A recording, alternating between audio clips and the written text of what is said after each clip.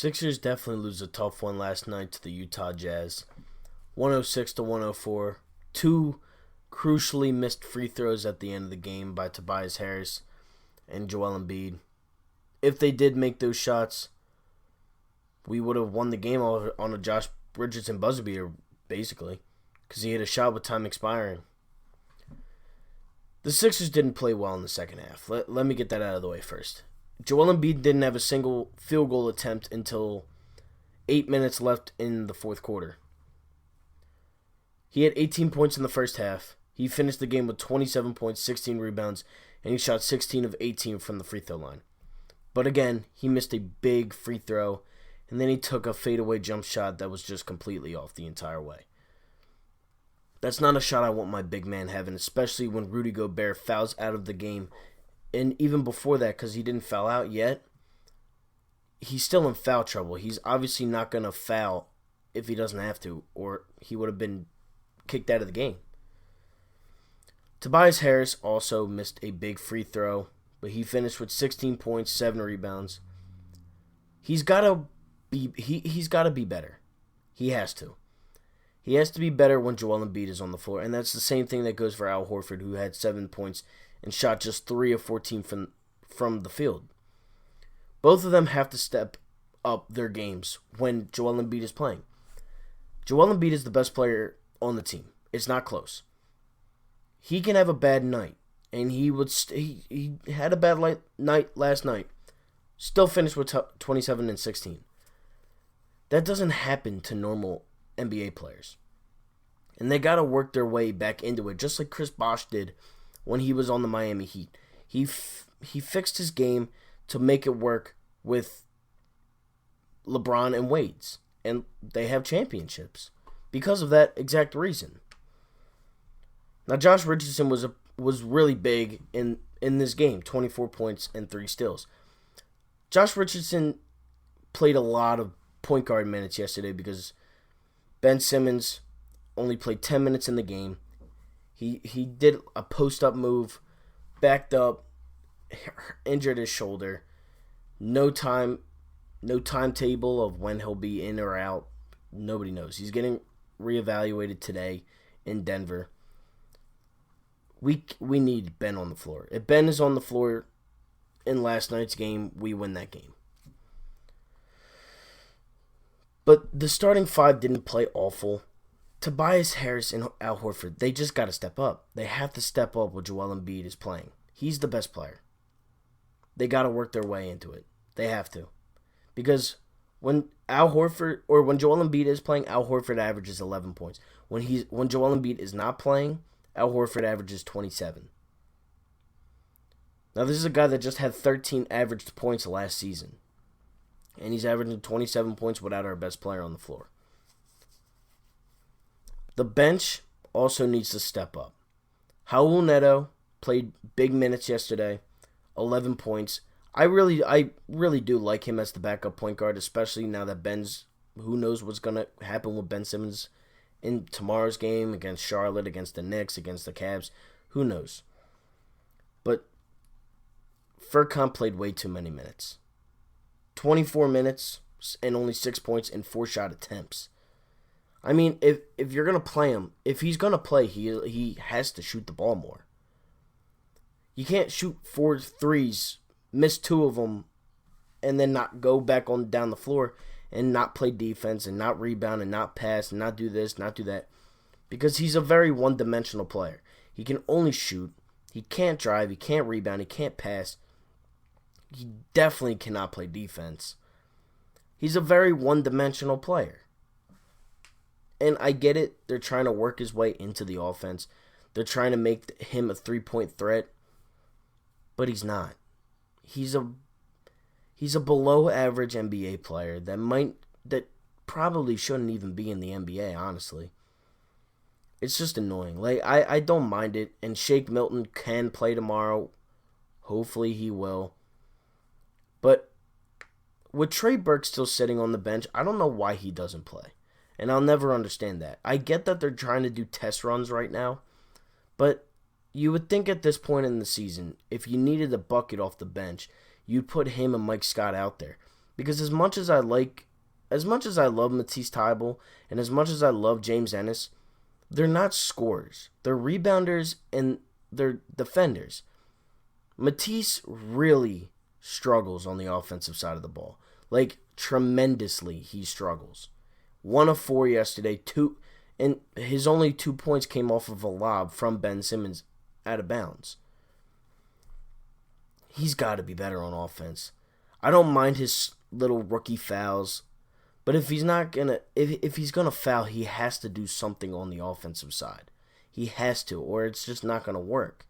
You can't put the guy in, get 4 fouls, and then not contribute on offense. That's not how the NBA works. Yeah, you could be a lockdown defender like Tony Allen was. Yeah, you could be a lockdown defender like Dennis Rodman, like Draymond Green, and not put up a lot of points. But you came into the NBA with somewhat of a 3-point shot. 33% from the field, from the 3-point line in college, is nothing terrible. Yeah, he didn't shoot as much as he did his junior year, and I get it. He was drafted for his defense, and I get where the Sixers are coming from because we're a very defensively based team, and the flow of the game goes through the defense of the Sixers. But it's frustrating to see that he can't shoot at all in the NBA level, and it's frustrating that he continues to shoot, but he can't make it because it's just not working. It's not working at all. Not like I'm not trying to bash the kid. Like, he's a rookie, he's a very good defender. He's a mediocre offensive player. But again, he's only in his first NBA season. He's played 7 NBA games. He's only started 2. He might start tomorrow, maybe, if Ben doesn't play. But another thing with Ben Simmons. The Sixers are not trading him. So you can get that out of your head now because they're not trading Ben Simmons. He's a top 5 point guard in the league. And who cares if he can't shoot? Yeah, it might be annoying at sometimes because he can't shoot.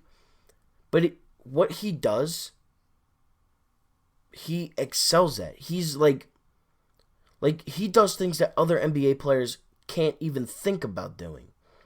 And that's what makes Ben so special as a player. Because he'll work it in to his offense. Like, his shot will come at some point in his career. And I'm not looking for a 3-point shot. I'm not asking him to be Steph Curry or Klay Thompson. I'm not even asking him to be LeBron and shooting threes. If it's open, I'm sure he'll take it down the line. I'm sure, but I'm more worried about a 12 to 15 pull-up jumper than a 3-point shot that's not going to fall most of the time because nobody is that good at... Steph Curry and Klay Thompson don't even shoot 50% from the 3-point line. Let alone Ben Simmons, who's never shot an NBA 3, who has never made a regular season 3 in his career. I don't expect that from Ben. He's a great defender. He's had 2 games this season where he's had 7 steals. That's not normal. He's a 6'10" point guard.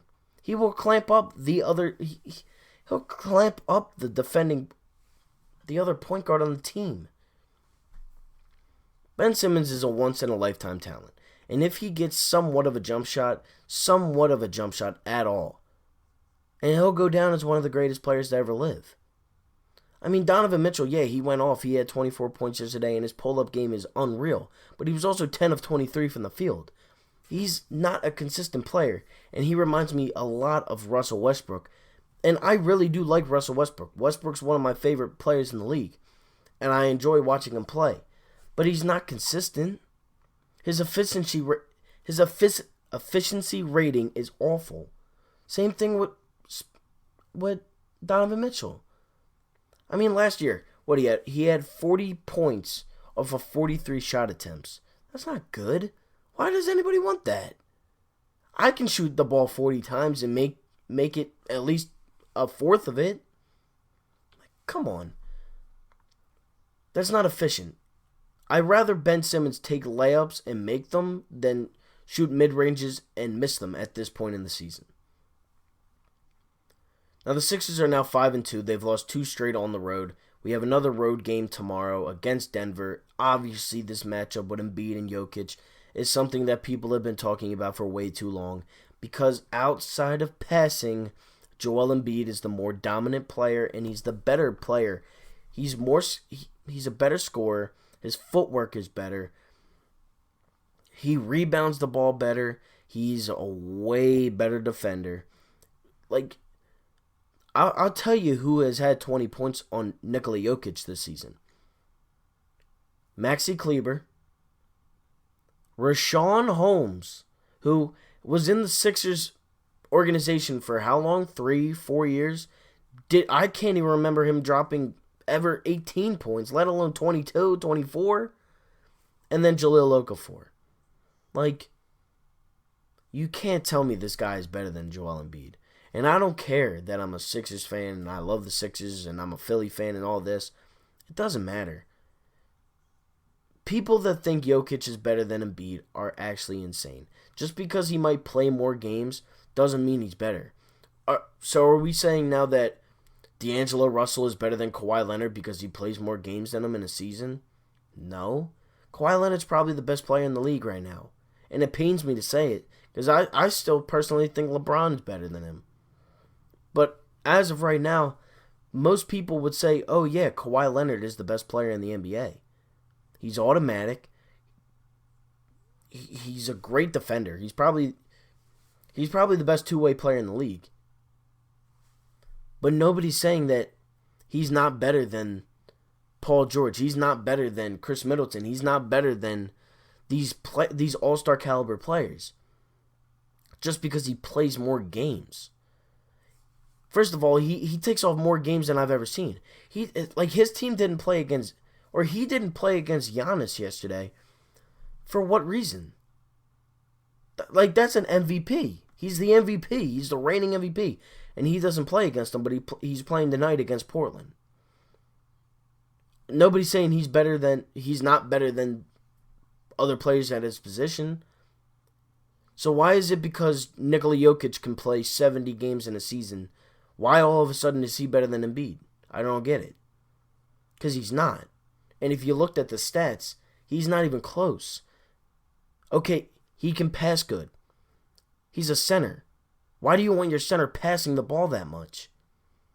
If I'm a GM, I am nowhere near touching Nikola Jokic over Joel Embiid.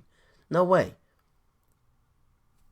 Because he has a bunch of slashers on his team that can finish layups. Congratulations, dude. You're a center. Post somebody up and score the ball. But you don't. You pass because you're a baby. You're little in the paint and you're overweight. And you're slow. That's why he passes the ball. Because he's slow. But enough of that. That debate is so stupid to me. I hate that. I can't stand when people really come up to me and say, Nikola Jokic is better than Joel Embiid. Because it's not true. And every GM that said that Jokic is better than Embiid, you're a clown. It's just as simple as that. And anybody that says Nikola Jokic is better than Embiid, then you are a clown. And it's straight like that. Because I hate that debate, and it makes no sense to me. Sixers lose to the Jazz 106-104. They play Denver tomorrow in Denver. Nobody knows what's going to happen with Ben Simmons. He has a sprain in his shoulder. Who knows if Joel Embiid's even going to play tomorrow, because he's never played in Denver before because the altitude. This loss has bugged me all day. But that's it for me. Like, share, comment, subscribe. I'm out. Peace.